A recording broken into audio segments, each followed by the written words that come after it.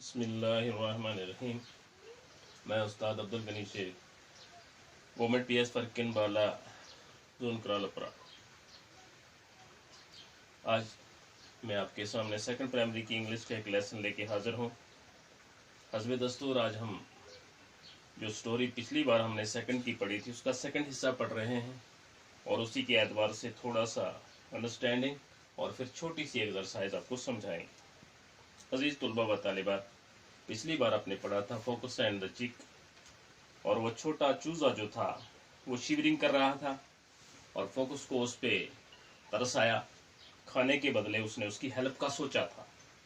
तो आज हम पढ़ेंगे कि उसकी हेल्प उसने कैसे की and what happened at the end. Let us read. आइए पढ़ते हैं। The focus thought the poor chick will die if left alone in the entrance court. Focus ने सोचा, लोमड़ी ने, कि ये बेचारा, पोर हियर मीन्स बेचारा, बेबस, ये बेचारा चूजा जो है ये अकेला शिद्दत की सर्दी में मर जाएगा। अलोन मीन्स अकेला, इंटेंस कोल्ड शिद्दत की सर्दी, जैसे इसमें शिवरिंग कर रहा है इसमें मर जाएगा। ये लोमड़ी ने सोचा। The focus gave him the idea of chasing the rabbit.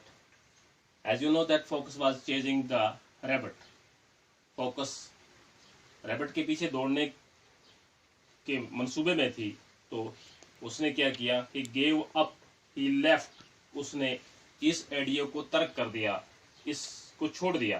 He decided to help the chick, उसने चूजे की हेल्प के बारे में अपने आप को तैयार कर लिया, अपना फैसला ले लिया। ही डिसाइडेड, अपने आप को उसने तैयार कर लिया कि मैं रैबिट के पीछे दौड़ने के बदले क्या करूंगी, इस चूजे की हेल्प करूंगी।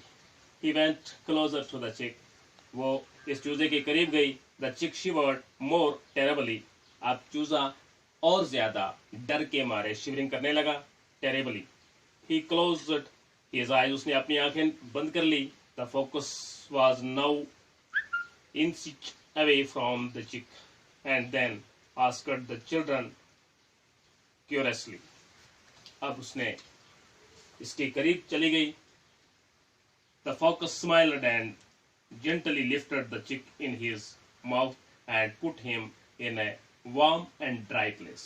तो जल्दी ही फोकस ने उसको अपने मुंह में पकड़ लिया और वो गर्मी महसूस करने लगा। The chick could see his brood at a distance from there. ये चूजा अपने हैचिंग की जगह, जहां उसको मुर्गी रखा करती थी, जहां वो पैदा हुआ था, हैच किया जाता था, जो वो वहां उसके वो फीदर्स वगैरह थे, उस जगह को देख रहा है। then the feathers of the chick dried, उसके वो जो फीदर्स थे, जो उसके ऊपर से वो कलम थे, वो ड्राई होने लगे, खुशक होने लगे। he ran to his brood, वो दौड़ा अपने हैचिंग की जगह। he looked back at the focus who was glancing, वो लोमड़ी की तरफ देखने लगा जो उस पे थोड़ी सी खुश हो रही थी। glancing at him, the chick waved at him, the focus gave him a smile, focus ने उसको वहां छोड़ते हुए एक स्माइल जैसी दी। the focus despite being hungry felt happy, focus अगरचे अपने एतबार से हंग्री थी लेकिन उसने आज खुशी महसूस की कि उसने एक छोटे से बच्चे को बचाया। he had saved the chick from dying in the intense cold, उसने चूजे को जबरदस्त सर्दी से बचाया था। ग्रैंड माँ कंक्लूडेड, तो इस तरह से दादी ने स्टोरी को कंक्लूड किया, इख्तिताम किया कि देखो बच्चों, और लोमड़ी ने बावजूद शिद्दत की भूख से कि उसको शिकार मिला था, लेकिन उसने भूख नहीं मिटाई बल्कि एक चूजे को बचाने की कोशिश की और चूजा बचाया उसने। तो इस तरह से बच्चों आपने स्टोरी पूरी पढ़ी और स्टोरी की अंडरस्टैंडिंग भी की। अब हम थोड़ा आगे चलते हैं, आपको एक एक्सरसाइज के बारे में थोड़ा सा नॉलेज देने की कोशिश करेंगे। देखिए, आप देखेंगे यहाँ आपका ये एक्सरसाइज है आपकी पेज नंबर 96 पर। बहुत ब्यूटीफुल एक्सरसाइज है। Choose the right word to complete the sentence. Sentence लगे हैं, राइट वर्ड चूज करना है। दो वर्ड दिए हैं, उनमें एक आपको चूज करना है जो राइट है। तो मैंने ये बोर्ड पर भी लिखा है डैश, और यहाँ आपको किताब पर भी दिखता है।